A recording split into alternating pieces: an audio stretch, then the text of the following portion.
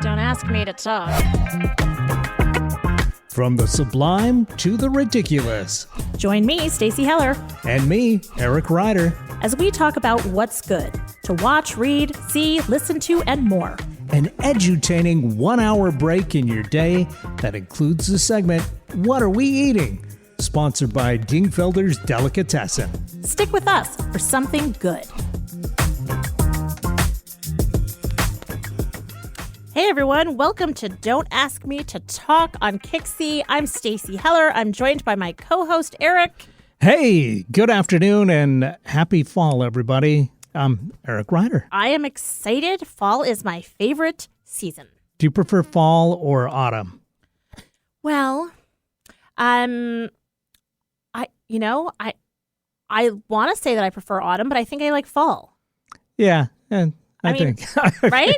I kind of agree. I think autumn is probably more technically correct, but it's fun to say fall. It is fun to say fall. I don't know, and it's funny because I'm like, I feel like somehow I would be like bougier if I said that I like The autumn. Exactly. The autumn wind came blowing in. That's right.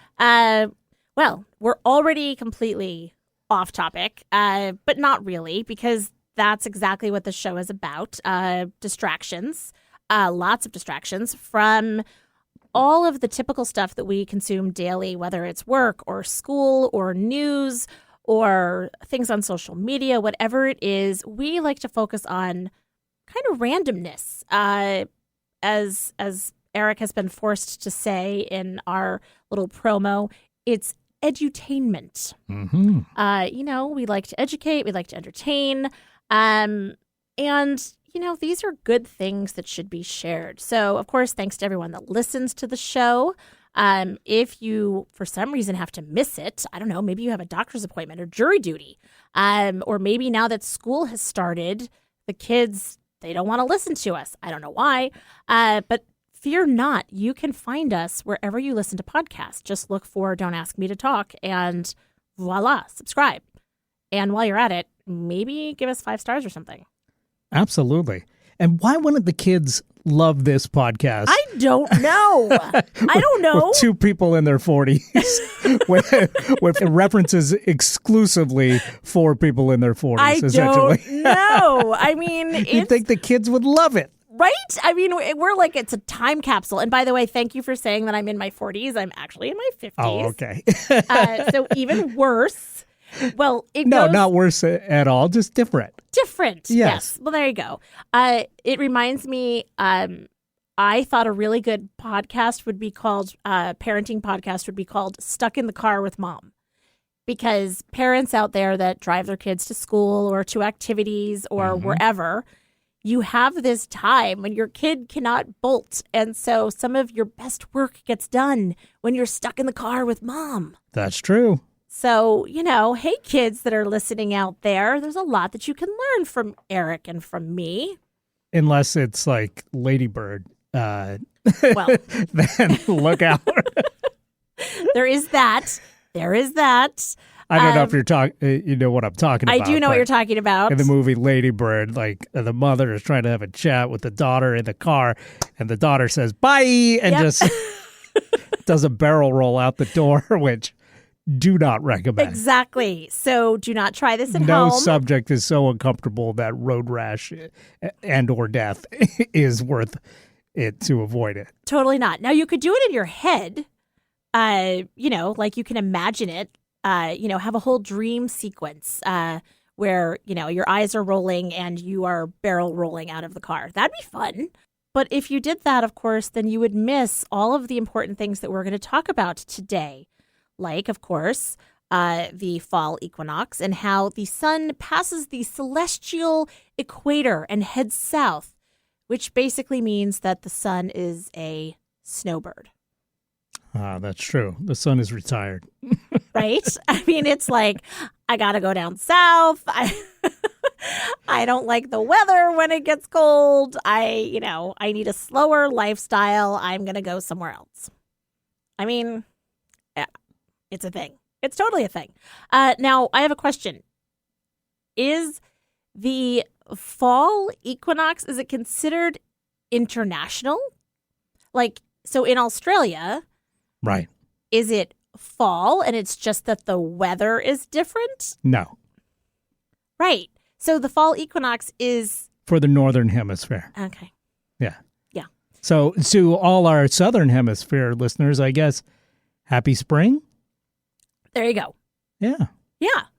I mean, it's kind of a weird thing to think about. Yeah. And g'day to you. Happy spring. Yeah, that's pretty good. Throw another prawn on the barbie. I think it's a shrimp on the Barbie. No, because they have prawns. Oh. The shrimp on the Barbie thing was the American commercials. They translated it to for like Americans. Outback. That's right. Yeah. Oh. Yeah. Interesting. See, kids, you're listening. They're probably you're not learning. having bloomin' onions either. Blooming onions are gross. You know, I've never had one, but I do like onion rings, so I imagine I would like it. You would like it then. Yeah. See, I'm just not an onion person. I like the essence of onion, but I have a texture thing with onion. I don't want to know that it's Even there. fried Yeah. or kind of. sautéed? Yeah. Wow. Yeah. I'm a very complicated eater. Hey, you like what you like. You like what you like. Speaking of what you like, it is National Chainmail Day. Now, I know what you're thinking. If you're a certain age, you're thinking, those letters that I used to get in the mail where it was like a chain letter and, it was like, send this out, make a copy and send this out to 10 of your friends and you will get a gift. That is not what today is. Well, good. Today, it's Chainmail Day, as in the metal stuff that knights wore and that you use so that if you're in a duel or, whatever it was, they would be protected. Yeah, it's body armor. Body armor. Yeah. Yeah. I got to say, the other version of chainmail probably easier to celebrate. I mean, not that you would want to celebrate it over body armor, but your average person not rocking too much chainmail these days. No, not really. No. Although there are, accessories and I've seen what I affectionately call hottie tops that are chainmail, which all I can think of is ow.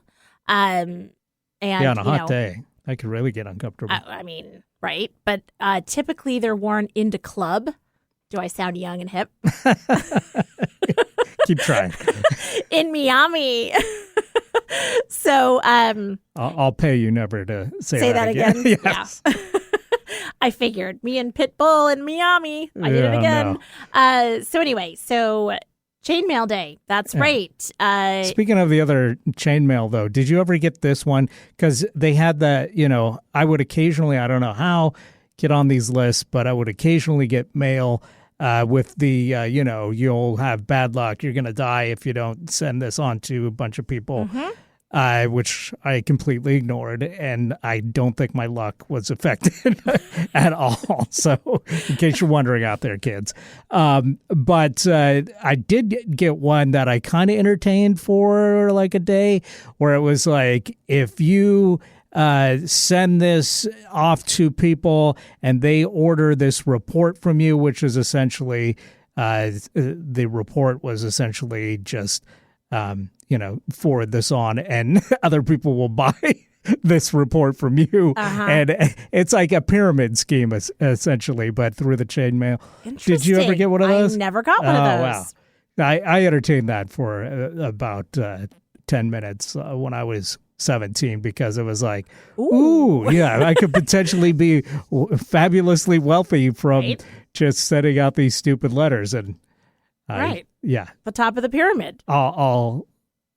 Obviously, I did not follow the instructions on that chainmail because I'm still working. Yeah, it is quite the thing. And I mean, there used to be like the send out a gift or send a recipe or whatever it is. And it used to drive me crazy because there's a superstition about these things where, God forbid somebody actually pass away that within that 3-day period, you were like sweating bullets. Yeah. That like, did I bring this upon myself?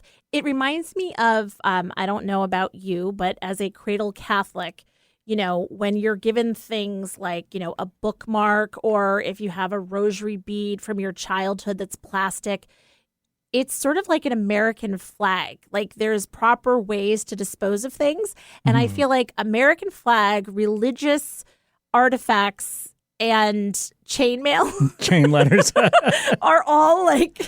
Now you can just put those in the recycling bin. I know. Sometimes I'm superstitious. I was born on Friday the 13th. So. But it does make me wonder, because I haven't gotten one of these in a long, long time. It does make me wonder if those have completely died off, because it seemed like when the internet rolled around, they all kind of graduated to email, and then the schemes kind of adopted a little bit, with like the prints, the Nigerian prints, right, stuff like that. And you don't get so many of you're going to have bad luck if you don't forward this email on. And mainly because I think those automatically end up in spam and people just don't even see them. Totally. But yeah, it does make me wonder if there's still some old crank sending these out in the mail and keeping the post office afloat. I don't know. Or maybe their luck ran out. Maybe. Okay, today is also National Ice Cream Cone Day. Now, this is a holiday I can get behind. Yes, I am all over this. And absolutely I like the juxtaposition of how on the first day of fall, I need to now get an ice cream cone. Yeah.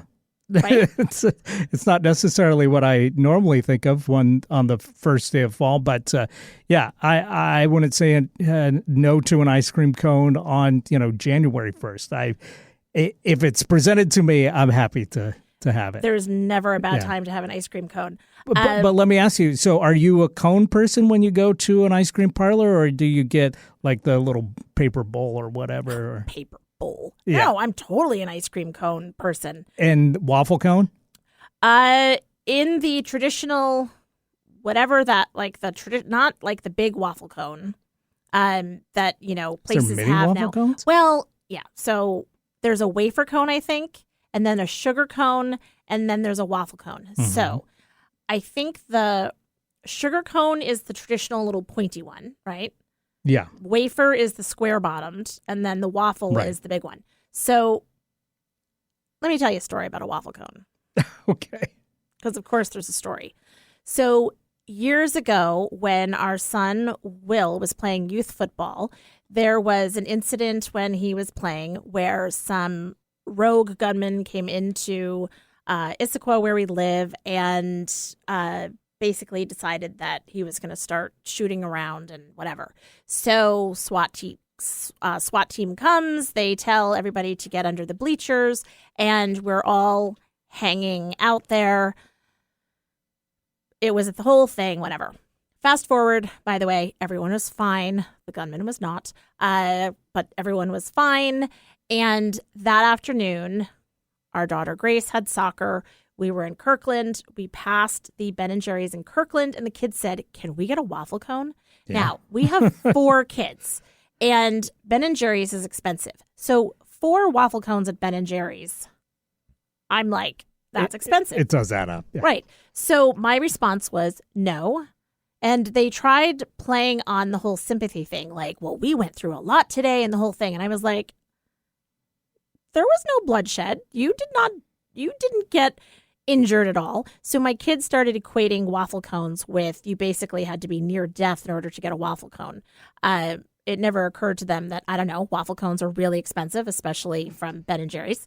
So no, I do not get waffle cones because they're expensive.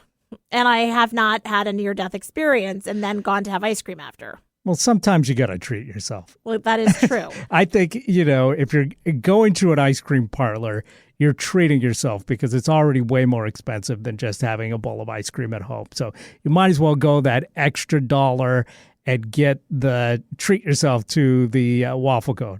I mean, especially like my favorite ice cream parlor is Ice Cream Social in Tacoma, and they make the waffle cones in-house, and you can smell that like wafting down the street. And as soon as you smell that, there's no turning back from the waffle cone at that point. I do agree that it is compelling, and I'm sticking with my sugar cone. All right. I do not like the wafer cones at all. Yeah, no, those are for toddlers. Well, and that last bite, when you take a bite in, you feel like you're going to get it stuck between your front teeth. Maybe it's just me. Because the cross section, because the bottom has like this little X at the bottom. These are things I think about. This is what I think my mouth is bigger than yours. Well, that's ironic. It's never been a problem. But I do, with the waffle cone, you know what I love is that each bite makes your ice cream cone become like a smaller ice cream cone. Yes. And then by the end, you look like you're like an elf or something. With a teeny tiny cone. Yeah, you've got an elf ice cream cone. I know. I mean, it's like there's everything. Start off as a giant and work your way down to an elf. Everything is good about National Ice Cream Cone Day. And sprinkles or no sprinkles for you? I don't do sprinkles. Oh, see, I'm a sprinkle gal. So I would recommend you trade in the sprinkles and go for the waffle cone. I think it's well worth it. All right. Well, I will consider it. I will take it under advisement.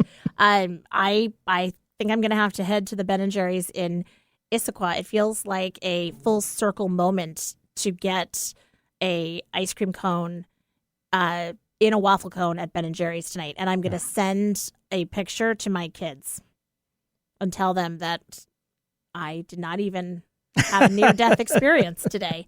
They will be, I think, understandably a little ticked off. So anyway, so those are... But you're an adult and you can do what you like. Yeah. It's your money. Well, that is true. So there you go. See, kids that are listening, someday when you grow up and you have your own money to spend, you too can get an ice cream cone on National Ice Cream Cone Day. Or whenever you like. Exactly. So there you go. Okay. Now, any regrets that you need to mention from last show? What was last show? No, it wasn't. It was our movie set on repeat. That's right. Yes. And yes, I definitely have some regrets because, I mean, I stand by the 5 that I mentioned, but we run out of time every time because these topics can go on forever and ad infinitum. But I do regret not mentioning Oh Brother, Where Art Thou? Oh. Another one of my fave movies that anytime I get the chance that, if I walk into the room and that's playing, I'm going to watch the rest of it. I love it. It's a Coen Brothers movie. Mm-hmm. And to me, I think it's their funniest movie. And it's just the performances are amazing. The music's fantastic. And I think it's really underrated. So that's one that I regret not mentioning. All right. Yeah. And I'm sure there's like 1,000 others that I will also go on the rest of my life regretting not mentioning. But that was one that stuck out to me like a sore thumb. Like, whoa, why didn't I think of that? That's fair. Yeah. That's totally fair. I love it. All right. How about you? I was having this conversation, sharing what we talked about last week with family, and my daughter reminded me that I'm a big fan of Bridesmaids. Oh, yeah, another great movie. And just like really silly fun, and Princess Bride, and also Ella Enchanted.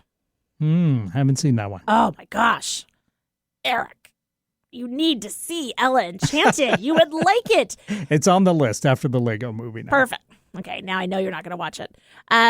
Okay, well then let's take a quick break so that we actually have some time to talk about this week's topic, which is something that we would like to do, but it just seems so big. So keep listening to Don't Ask Me to Talk.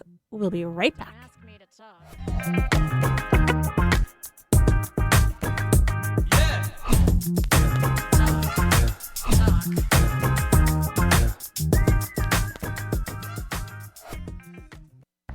Whether it's fly fishing or French pastry, we all have something that makes our tail wag. Involuntary and instinctive, it's sparked by excitement, inspired by purpose, and it speaks to who we are. I'm Stacey Heller of Stacey Connects. I lead clients to the place that makes their tail wag. As a creative director, I bring ideas to life. As a podcast producer, I give ideas a voice. Stacey Connects. It's my superpower. If you want to connect with me, Stacey Heller, go to staceyconnects.com. Don't ask me to talk. Welcome back to the show. During the break, we were discussing whether or not it would be worth it to open an ice cream shop. And I mean, well, first of all, if I did that, I'd gain like 500 pounds because, I'd be eating all the inventory. But maybe you'd get tired of it. Like, don't you think if you own an ice cream shop, like that seems like it's even worse. To take one of the life's great pleasures and then get tired of it. No, thank you. Well, see, so there's a reason not to open up an ice cream store. I will say, coming from the East Coast to the West Coast, one thing that I notice is that on the East Coast, there are bakeries in every town, like your true little hometown bakery that has, cookies, cakes, and that kind of thing, versus getting them from Costco or the grocery store. And I noticed that out here on the West Coast, where we are, that there are not really that many little bakeries. And the same is true of ice cream shops. Most of it is chains. Yeah, I think you'd be surprised, though. If you go looking for bakeries, you'll start seeing them. We have a few great little bakeries in Tacoma. I need to spend some time in Tacoma because you keep mentioning Burger Place and the ice cream place, and you've mentioned this bakery. Tacoma's kind of got a whole rich culinary vibe happening. Yeah. A great little place called Karina's Bakery right next to the Grand Theater is one of my faves, and their cakes are just phenomenal. So, but you're right. I mean, it seems like they are more ubiquitous on the East Coast. We could probably stand a few more bakeries. Yeah. So, hey, those of you out there that are looking for something to do, you're welcome. One thing I've noticed out here is, and I've never lived on the East Coast, but I've visited, but it seems like the West Coast is all about specializing in one kind of thing, so there's lots of cupcake bakeries, but like on the East Coast, that would have been like a bakery that did everything, yes. Cookies and cakes and cupcakes and all that stuff. And out here, people go, what's, one item that we could do and do really well? Right. And there's a good cupcake shop too, but see, this is what I was saying. We might have to do a whole show that is like celebrating Tacoma. Yeah, sure. Or celebrating sweet treats. Yeah, right? Okay. We've got to keep adding some topics into the Wheelo topics. Yeah, for sure. These topics, like what we're going to talk about today, I know are not your favorite because you don't like to do the,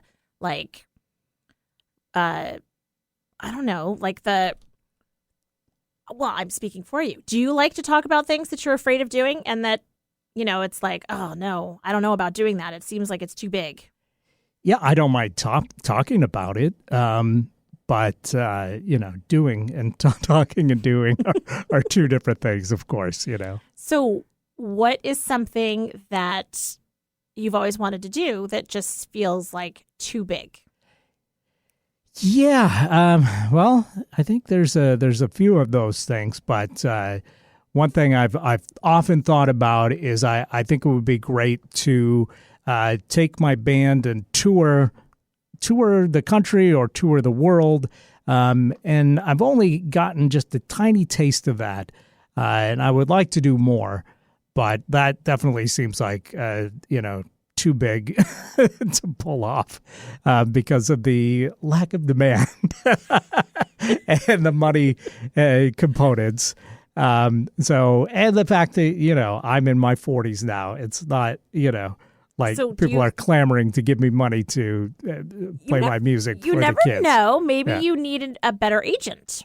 Maybe you need an agent. Yes. Yes, that would be good. Do you have a demo? Yes, yeah. I mean, we definitely have some tunes ready to go.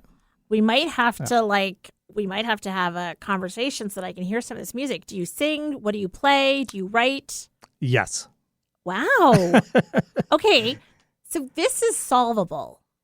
It is, but I mean, it just feels big. It does feel big, and then the other thing is, I've got a full-time job. And I've got other commitments and stuff. So it's not like Well, not just Gertie, but she is a big commitment for sure. For sure. But, I mean, there's a lot of things standing in the way of me, spending 3 months on the road.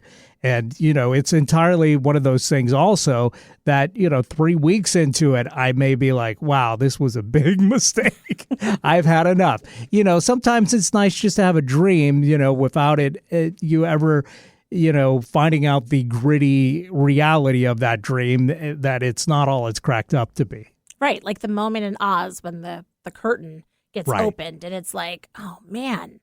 Yeah, because that can be really disappointing. I do agree with you on that. I had a cookie business for a while and, kind of going back to the ice cream thing. Yeah. Like, oh, this is going to be great. I'm going to bake cookies, for all of these happy events that happen on holidays and weekends, which mean that you're Right. baking on holidays and weekends.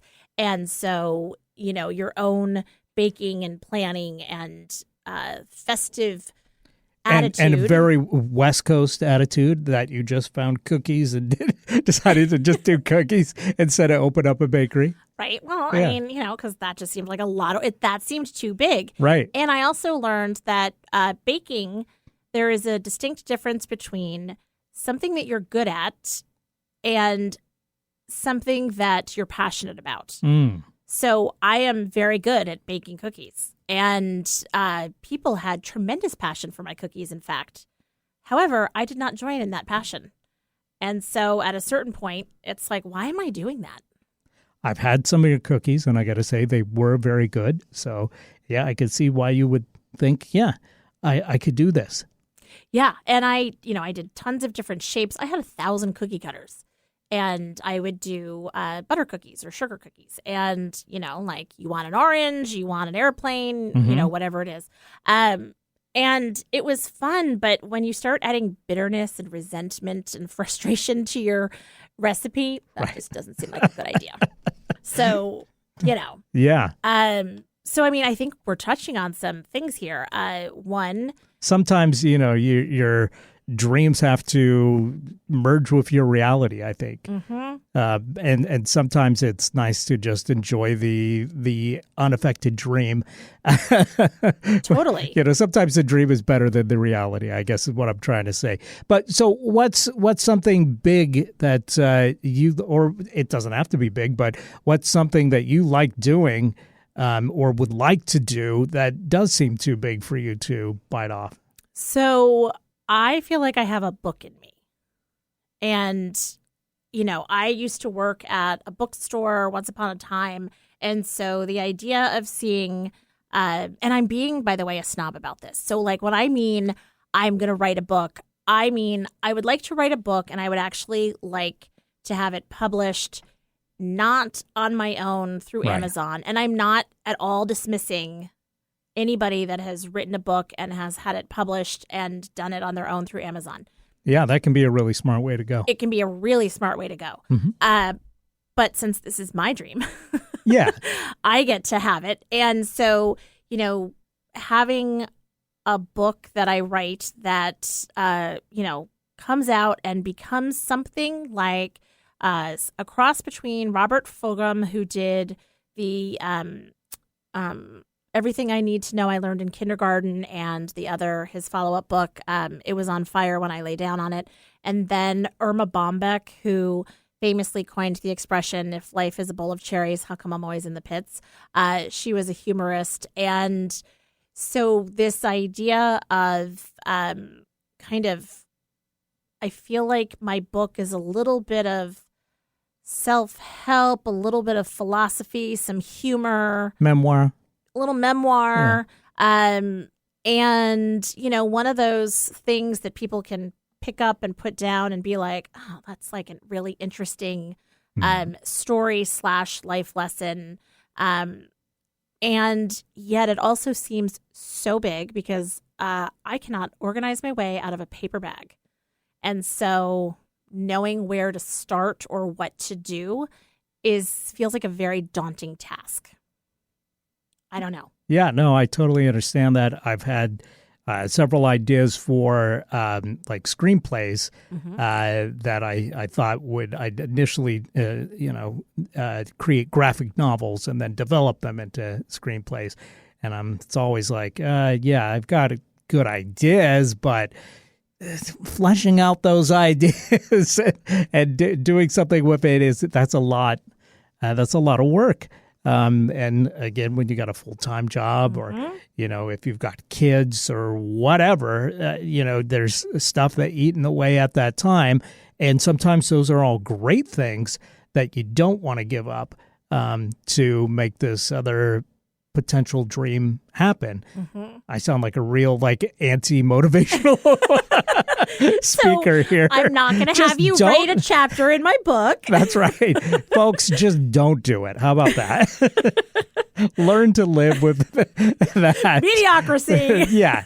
That's not what I'm trying to say at all. I am trying to say that, everything comes with a price. Well, and that's why this topic is about that thing that we want to do. It just seems too big. Yeah. Because, sometimes it is something that's really big. And, it's just, as you say, it doesn't jive with our reality, like where it is. Or, I may, say, I want to be on The Amazing Race, but, that's not going to happen. I don't want to be on The Amazing Race, by the way. That does not sound amazing to me. It sounds very uncomfortable and I'd be very sweaty. But, I feel like dreams sometimes, the really good dreams are ones that there's also like a little bit of fear because it means that the dream is possible. Yeah.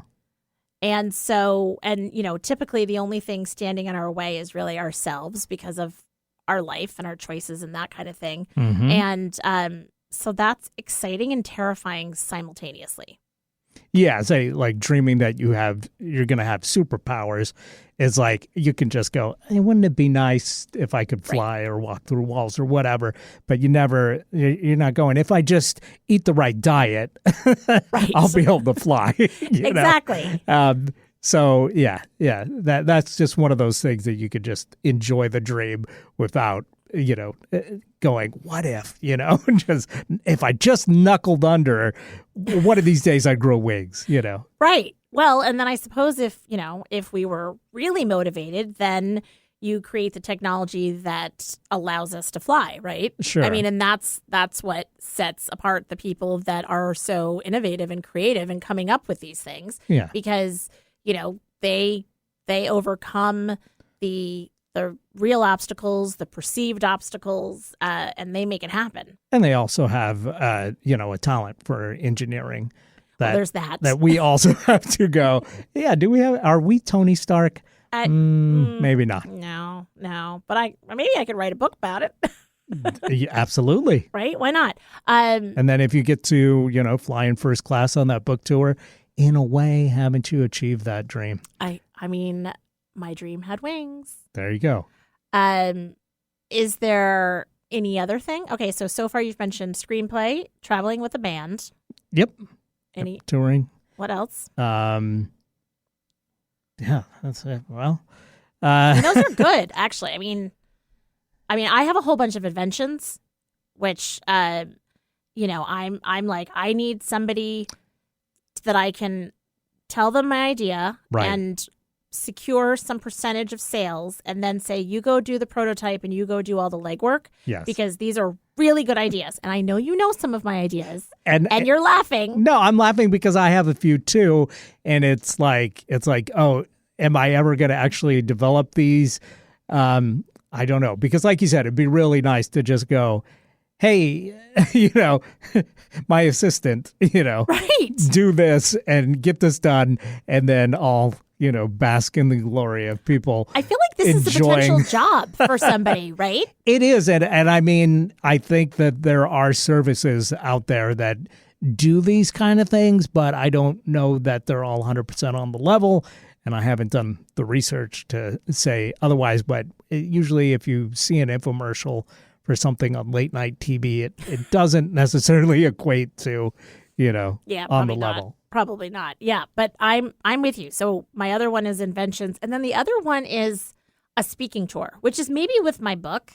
Yeah. You can knock out a bunch of these all in one, right? One fell swoop. I really could. I mean, feed two birds with one scone. I love that. So stupid and so amazing simultaneously. Okay, so now that we've said it out loud. Do you like that I'm cramming in the Easter eggs for the folks that listen on the weekly? I do. Okay. Yeah. So, for those of you that don't know, a few episodes back, we talked about idioms. And so go back and listen to that episode. I think it's called Better Than Sliced Bread. And you can listen to it and you'll learn some of our other expressions that we talked about. Okay, how much time do we have? Because I have a 180 if we have enough time. Yep, we've got about 4 minutes. Okay, so speaking of random jobs, I was driving over to my lake house with a couple of friends, and they were telling me about a job that this guy in Australia created for himself where he listens to deathbed confessions and then shows up at the deceased's funeral service or whatever it is, and shares the confession with all that have congregated and has been paid by the deceased. So kind of like, you go to somebody's funeral and you're like, I'm here for Charles. He wants you to know, Sue, that he knew you were cheating on him with his brother, Ralph, you dirty dog. Wow. Right? I mean, that's quite a job. Yeah. That's interesting for sure. I mean, if nothing else, you get a book out of that. Yeah. I mean, the stories that you tell, and it's sort of an elicited on the one hand, it's like, just the whole revenge thing and or maybe it's like, one of the stories that the guy shared is, this guy that was in a biker gang and he came out of the closet after he died to all of his comrades in his gang and was like, hey guys, by the way, I'm Turns gay. out I wasn't wearing these leather chaps just because I was a biker. Exactly. And so on the one hand, it can be really freeing, right? You get to say these things. On the other hand, it can be revenge. And so then are those secrets better left unsaid because of the upheaval that it creates? But it was an interesting thing. I guess it's all up to the dying person, whether they want to, get that information out. I mean, obviously they're confessing it on their deathbed. So if they go to the trouble of hiring a dude to listen in and spread the word, then I don't know. There's something for everyone out there, and I guess so. Yeah. Maybe it's something that you think is too big, or maybe it's something that you create out of nothing, like this guy. Right. But why not? Why not do what makes your tail wag if you can? Ideally. Yeah. Or, also think about what you have and, and savor that as much as you savor your dreams. There you go. Look at that. See, so in the end, kids, this is a great show to listen to when you're stuck in the car with mom. That's right. So I guess my message is you can do it. But you don't have to. Love that. Oh, my gosh. Don't ask me to do it. All right. Are we out of time for... Yeah, pretty much, unless you got one more thing you want to throw in there. No, I mean, I could say plenty. Well, I do want to know, are you taking any steps to get started on this book or to make the book happen? Or are you just enjoying the idea of it? And that actually taking those steps and getting into it may make you not enjoy it so much. No, I am going to do this. Fantastic. By hook or by crook, I am going to do it, and I may end up publishing it myself through Amazon. I may be doing a mimeographed copy that I hand out to friends and family. However, there's nothing wrong with modifying that dream. No. As you go along, when you discover more about what it takes. There's nothing wrong of going, well, I thought it was going to be this, but now that I'm doing it, I'm kind of seeing that it's actually this. Right. It's a feature film. Right. And people want to option the book, and now it's a series. And right, exactly. So I might as well dream big. And so, yes, I would like to make it happen. It seems really big and really scary. And yet it starts with just me writing things down. And for me, I'm still just plugging away, being creative, and, whatever happens with that, I am well open to, whether it eventually turns into doing that world tour or not. I'm enjoying the process. So I guess I can live with myself just knowing that I gave it what I could. There you go. And I'll tell you what, whoever gets an agent first, put in a good word for the other person. Of course. There we go. All right. That's all you can do. All right. Well, on that note, we are going to come back and we're going to chat with, of course, Vance of Dingfelder's Delicatessen and find out what we're eating this week. Yeah, Rosh Hashanah is coming up next week, which is, of course, one of the actual high holidays, not the holidays that we talk about on this show. It's a real deal holiday. And, of course, Vance being of Jewish heritage and practice. I bet he's got something to say about that because I know there's a big feast involved. So I'm excited to hear about it. I know. I am too. And so keep listening and you will hear, I'm sure, about that and goodness knows what else.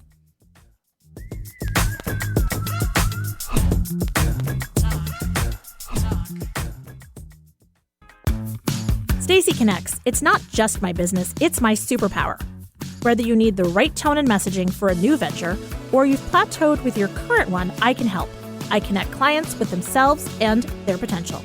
Then, I identify unique solutions that translate your brand into messaging that connects your target audience with your business.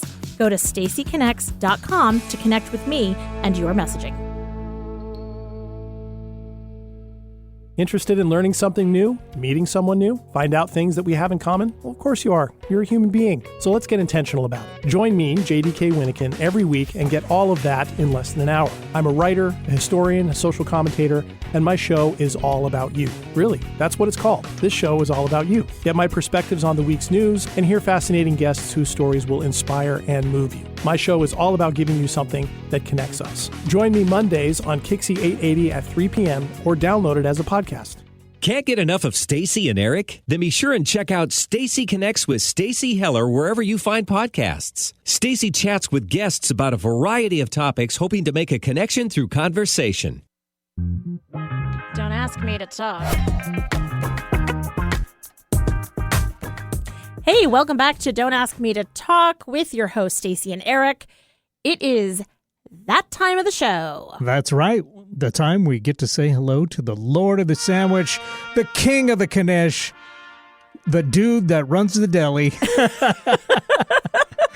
That's a good addition. Vance Dingfelder. This is good. The dude that runs the deli. I mean, it's a little less titled, but equally important. There's a lot to talk about. However, that's not what we're here to talk about with you. You need to tell us, what are we eating?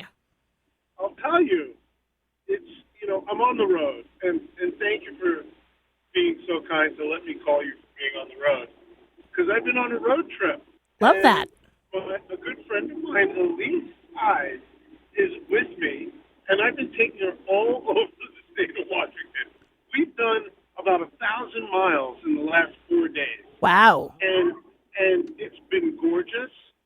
But to tell you what we're eating, we've eaten a lot, but I'm going to go to Rosh Hashanah. Okay, Rosh Hashanah is coming up, and it's Sunday night into Monday. Yep. And Monday night. And it's the prequel to Yom Kippur. Okay. And there's a big feast that you have. It's the Jewish New Year. And at Dingfelder's, it's very busy. And we're preparing brisket. Okay? Ooh. Lots and lots of brisket. We do roast chicken also. But the brisket is the king, as well as the potato latkes. Well, now, Stacy and I are both Gentiles, but I think we're both on board with this for sure already, just the description. Brisket and potato latkes. Oh, so good. How could you go wrong, right? I mean, there's also side that's called kugel. Kugel. okay. Right? And kugel can be served sweet, savory. It can be with thin egg noodles. Basically, kugel is noodles with eggs, and then it's baked. So you can have onions and mushrooms, or there's a thing that you do during Rosh Hashanah that's called potato kugel. And basically, see, the Jews, they do a lot of things with potatoes and eggs. Hey. And the kugel is basically potatoes with grated onions, grated potatoes, and eggs, and you bake it with spices. And it goes really good with brisket and gravy. I'm just saying. It sounds pretty great. I can attest to the fact that it is amazing. Well, think about, brisket alone, right? It's an amazing cut of beef that we have perfected with the gravy that comes on it, and it's soft and juicy, and it's an amazing cut, right? And then you have these potatoes on the side to soak up all the juice. It just works. Now, the funny thing about Rosh Hashanah is dessert. We do honey cake, okay? And the honey cake is a sweet thing. So for Rosh Hashanah, it's the new year, and traditionally you eat apples and honey on Rosh Hashanah so that it symbolizes a beginning of the sweet year. And that's what it's about, really, is celebrating the fall coming, that it's a new year, Genesis in the book, and the honey and apples are to be sweet, and, you're fortunate enough to have a meal with family and friends. And it's the beginning of the time where you get ready for Yom Kippur. And that's when we fast. We don't eat at all. So let me tell you, you got to get it in before you don't eat. Oh, well, yeah. Stay. Yeah. Do you ever make an apple cake or a honey cake? I have not made a honey cake. Apple cake, I cannot compete with my mother-in-law who makes an apple cake that, according to my husband and my children, cannot be rivaled. So I think to myself, why bother? I have to agree with that. Lori Mintz makes the best apple cake, and she's going to give me that recipe sooner or later. I promise. Because I want to make that apple cake. And especially since I've driven all over the state, and what we have a lot of? Apples. And do you know what we're harvesting right now? Apples. And I have to tell you, that drive on 97 is amazing down the Columbia River. It's gorgeous. It's incredible. It's just incredible. In fact, I might make an apple cake for Rosh Hashanah this year. Oh. I think the kitchen's going to kill me because I've been gone for the last 4 days. So if I add anything to the kitchen, Rosh Hashanah is busy. You can order online. We have the Rosh Hashanah menu is up. And if you need anything, even if you don't, you know what, Stace? You can order brisket online with potato kugel and have it for a family meal next weekend if you want. Oh, and I might just do that. And, you could do, apple cake, not like muffins, but, do it in a way that you can make giant vats of it. So it's in, a quick loaf pan or something so that the kitchen doesn't mind so much. I mean, that's what you, Van Stingfelder, the now king of the kugel, needs to go out into the world and be inspired by, nature and what's fresh and, your heritage, and then come back to the kitchen and say, people, I have an idea. This is what we're going to do. I just came up with something talking to you. Oh? How about we put, so latkes, the potato latkes that we do are served, we make our own applesauce. It's Honeycrisp applesauce, and we serve it with Honeycrisp applesauce and sour cream.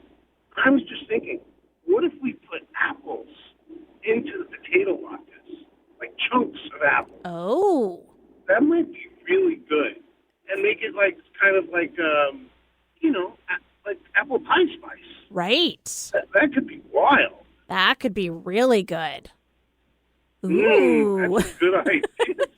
So I know what we are eating this week. So it doesn't matter whether you are a Jew or a Gentile or something in between. Or agnostic, atheist, whatever. Exactly. Right? It doesn't matter. Okay, we feed you, no Well- matter what you are. Okay, that's what it's about. It's about feeding people, Well, taking care of them, comforting them. as you say with Nourish Catering, Yes, you feed catering. everybody.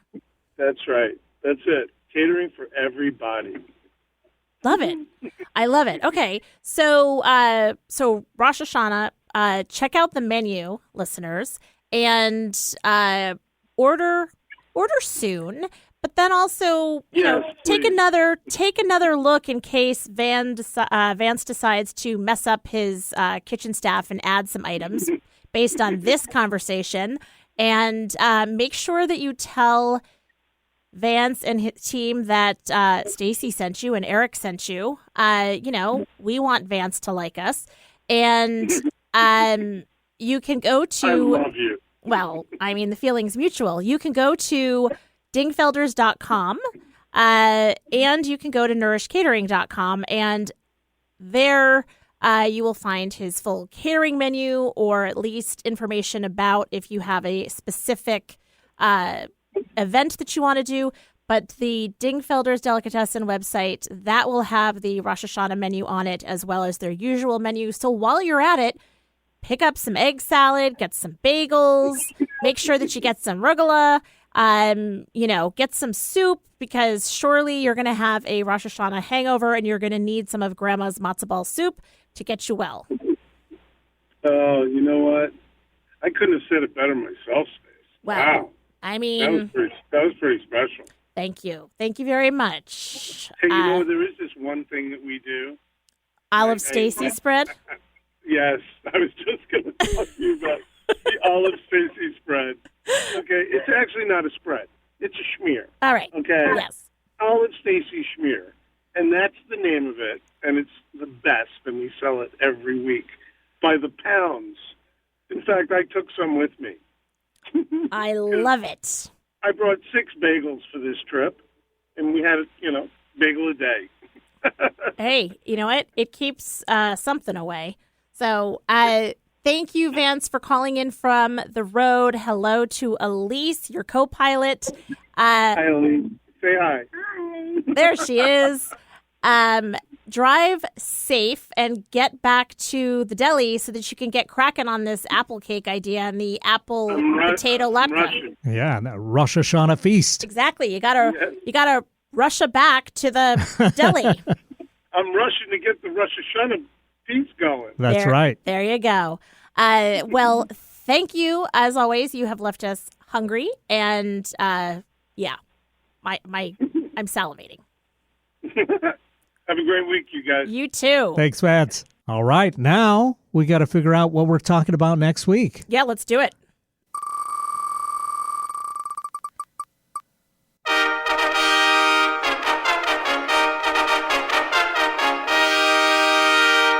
All right, this could be a meaty one. Favorite books from childhood. Ooh, all right. Yeah, I'm excited for that. should be fun. All right. And that can include comic books, chapter books, picture books, whatever we want. Good Night Moon. Done and dusted. Nice. It's a classic. All right. Thanks for listening, everybody. Have a great week. And remember, if you want to connect with us, then you can do that at 475-999-2726. Happy autumn, everybody. And happy Rosh Hashanah.